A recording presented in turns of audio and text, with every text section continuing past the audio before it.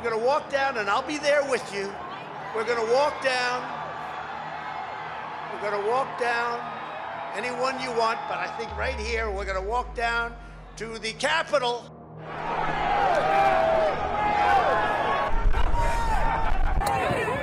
Because you'll never take back our country with weakness. You have to show strength, and you have to be strong. For months, President Donald Trump told supporters the November election was stolen. A baseless claim and one that has been repudiated by courts across the country.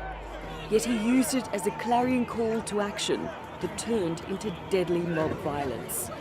Rioters stormed the very halls of power that represent the people in this democracy, halting the routine constitutional process that was taking place to officially declare the winner of the election, Joe Biden. Shots were fired inside the Capitol. The Confederate flag was paraded through the building. Trump loyalists declared this was their house. The president eventually called on his supporters to leave, but not before telling them he loved them and that they were very special. This attempt to disrupt the peaceful transition of power was stopped. January 6th, 2021 is a date which will live in infamy. Many Americans, and indeed the rest of the world, are left to ask, just how did it come to this? Over the course of the Trump presidency, politics appears to have been used to drive divisions, not to solve problems. It's left America in a more polarized state than perhaps ever before.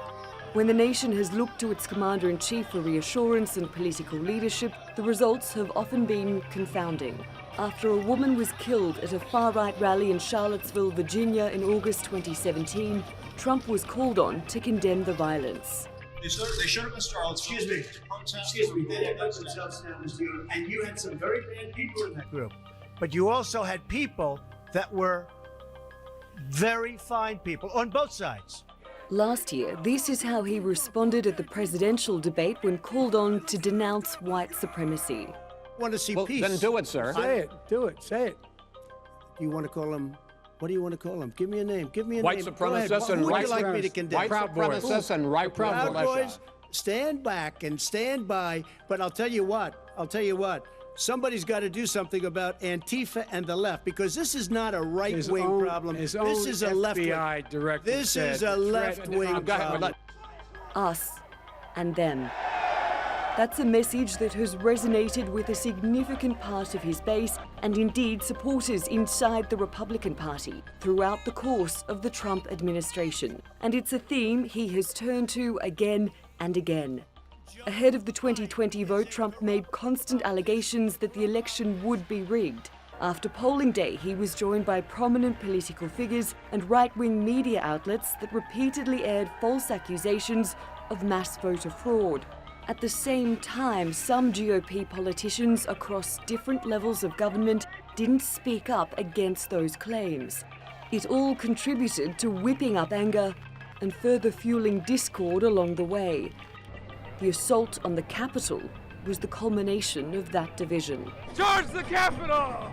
There are investigations into the practicalities of how the area was breached, and authorities have arrested dozens of people they say were involved in the riot. But the bigger question for the US is how to address what was once an unthinkable attack on democracy itself. Natalie Pahonen, The Newsmakers.